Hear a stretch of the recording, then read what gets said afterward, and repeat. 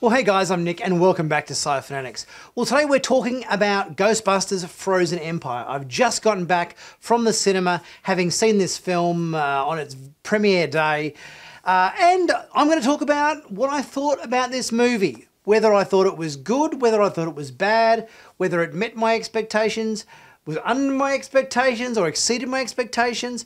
Talk about all of that stuff today in terms of my review for this movie.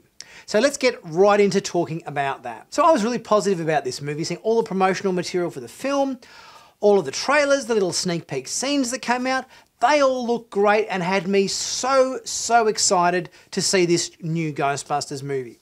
And by all accounts, everything I saw led me to believe that this film was going to exceed what they'd done on the first film with Ghostbusters Afterlife. And did it? I don't think it did. I think all of the moments that they've crammed into this trailer, all the nostalgia bait and everything with Slimer and the Library Ghost, all the characters they're bringing back, Walter Peck and all the original Ghostbusters and everything, all the clips with these guys we saw in all the various trailers, promotional material, sneak peek scenes and everything. I gotta be honest with you guys, these moments from the trailers were the kind of best bits from the movie. I kind of felt like I was duped, or I was kind of scammed by the trailer to believe the film was going to be just jam-packed full of these amazing moments with all of our cast and everything. And I don't think it was. All these highlights, these nostalgic moments that pull on the heartstrings. Oh, this is going to be great. You know, can't wait to see Venkman and can't wait to see the original Ghostbusters doing this and that in New York and everything. It all had such a great energy to it in the trailers, but unfortunately what you see in the trailers is kind of what you get in the film and not a great deal more. For starters, there were too many characters in this film and completely unnecessary characters.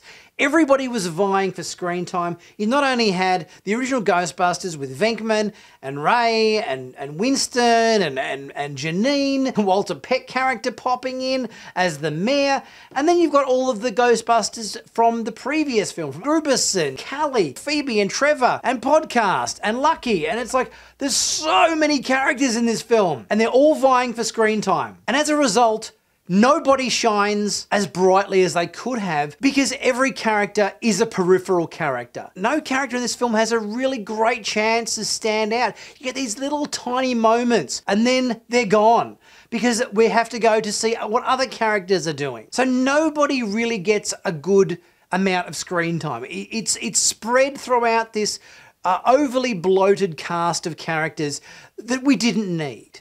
We didn't need to have Lucky from Oklahoma. We didn't need to have Podcast from Oklahoma. Because the original Ghostbusters were in this film more than the previous film, they didn't get a chance to really do as much either because we had to give screen time to these other characters that didn't really have all that much to do, not to mention the addition of obviously new characters as well, such as the Nadeem character, the Kumail Nanjiani's character, the James Acaster character, the new scientist character that's operating there.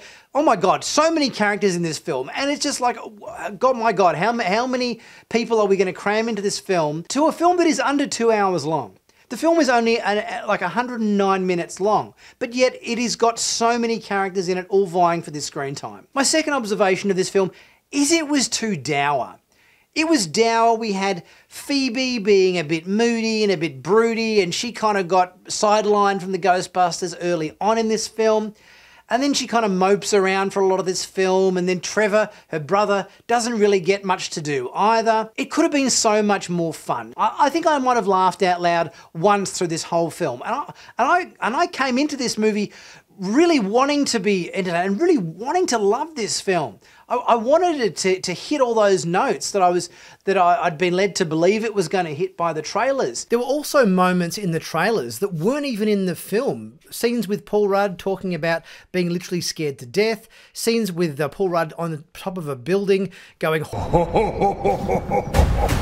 and a scene with Venkman giving Grubison a bit of a pep talk in the basement of the firehouse. That wasn't even in the film. There were moments in the trailers that weren't even in the film. Ghostbusters, what do you want?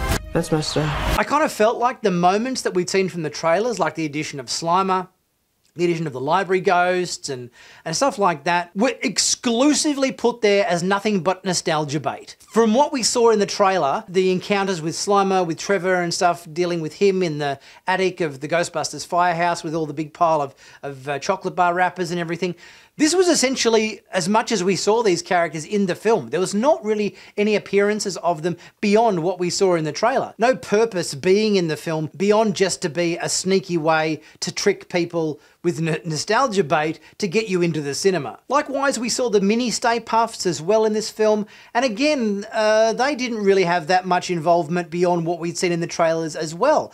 And again, it kind of felt like they'd had these little mini Stay Puft moments from the first film, and they were just doing more of the same for the second film. They didn't add anything new, didn't bring anything interesting or different to this film. They were just there, whether it's for merchandising purposes, to be able to make little, mini Stay Puft merchandise or something, I don't know.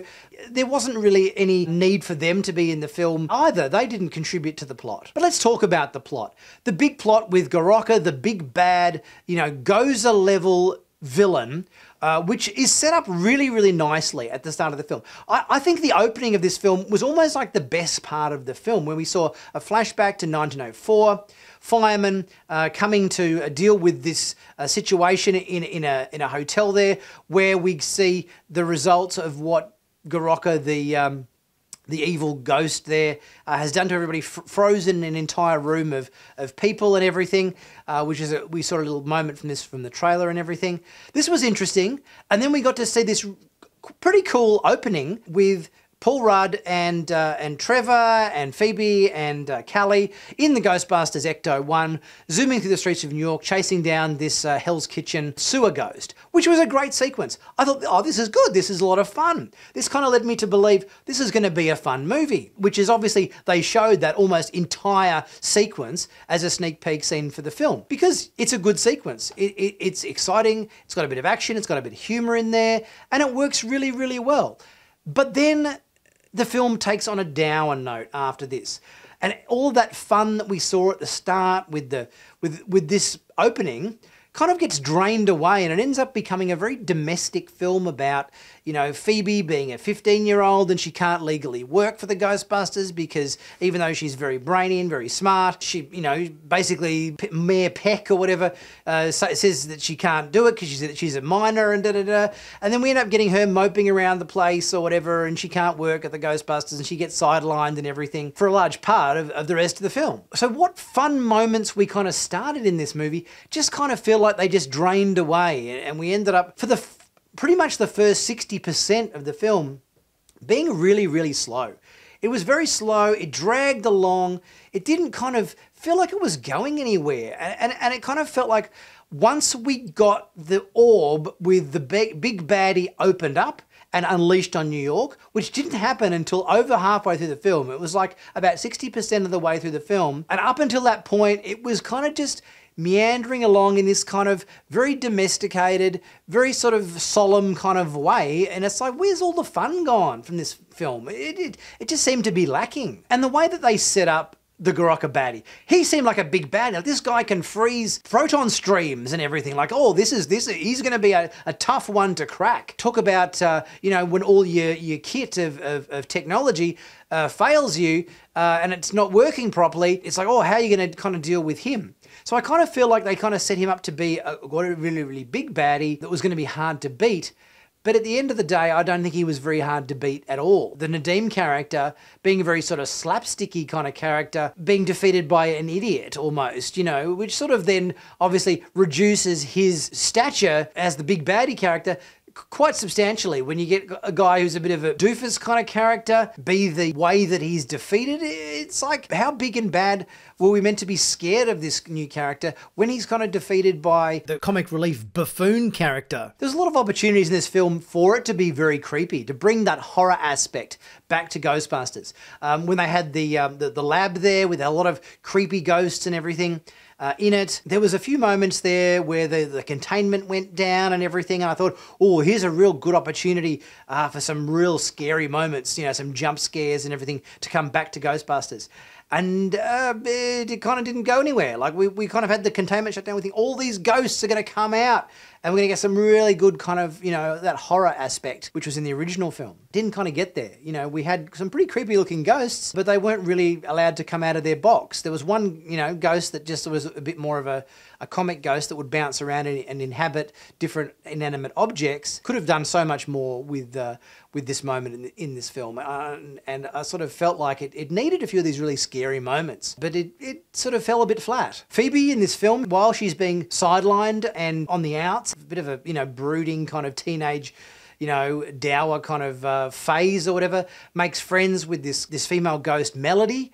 Almost felt like it was just trying to be crowbarred in there to kind of tick the diversity box, because I almost feel, I didn't kind of pick up onto it, but one of my family members was saying afterwards in the film, did you notice that they referred to Phoebe in this film as them and they for the entire film? Like they've suddenly retconned this character to be non-binary, which I don't think was the case for the first film. So it kind of feels like that's been crowbarred in there to kind of think, oh, we have to be more diverse and everything. So we have to now make Phoebe's character non-binary rather than female, and that whole kind of somewhat awkward relationship with the female ghost Melody in this film. I felt it was more so there as some sort of trying to effort to be inclusive rather than really to actually, fully benefit the story. I think when we saw Bill Murray in this film for the first time, it was fantastic. He stole the screen completely. There were some really cool moments with Venkman coming into this film, and the film suddenly lifted.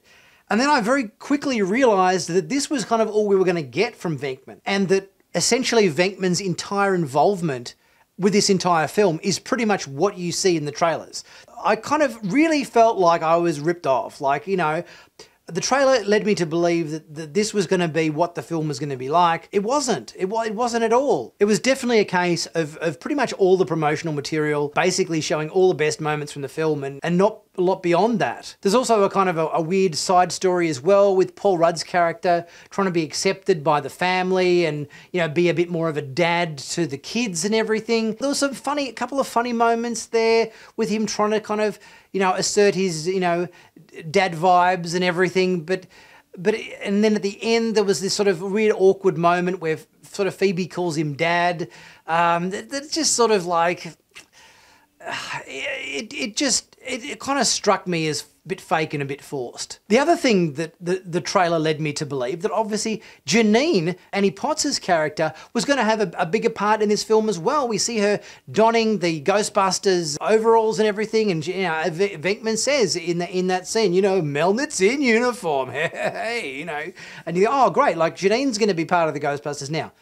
No, she's not at all. Basically, again, those clips we saw from the trailer is all that she has to do in the entire film. There's not much beyond that at all that really she's involved in. So there's all these nostalgia bait moments that basically filled up the trailers for this film, and then that's pretty much all we get for the entire film. I think the very small amount of screen time, obviously, that we got from the Winston character and Ray's character, I think those guys were very solid on screen when they did appear. Seeing Dan Aykroyd and Ernie Hudson, their involvement was pretty solid, pretty strong. But again, they sort of didn't really get all that much time to shine because there was just too much screen time needing to be spread around so many different characters in this film. So all in all, I really expected this film to be a big leap up from Afterlife and to exceed what Afterlife had started off. But I don't think it did. I think in some capacity, I think Afterlife might have even been better than this film. And this film might just sit a little bit under Afterlife. But my expectations were so high because we had the OG Ghostbusters all back again. We had New York back again as a setting. It was a brand new ghost villain and everything we hadn't seen before, as opposed to the rehash of Gozer from the previous film. So there were so many expectations I had from this film to be really so much better. Like, I enjoyed the first film, Afterlife, but I thought this was going to be great. I think it was going to be way, way above the first film. And it kind of wasn't. It was good. It wasn't a bad film. Don't get me wrong. It wasn't a bad movie, but it wasn't a great movie. It was fair to good, but based on all that the trailers had me to believe in terms of the expectations, it just didn't meet those expectations. And this could have been such an amazing film. It had the bones to be. It had the cast to be. Even though bloated, you know, I think if you'd limited it to just the original Ghostbusters and the Gruberson, you know, Spengler family, I think it might have allowed for each character to breathe a little bit more, have a bit more airtime. I just think trying to inject all these extra characters, there was just way too many characters in this film, and nobody really got a proper chance to shine in the way that they could have. But that's just my opinion.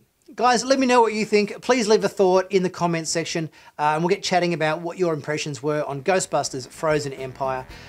If you haven't subscribed to Sci-Finatics yet, please be sure to do so. Click on that big subscribe button to stay current and up to date with the latest sci-fi TV and movie news on YouTube.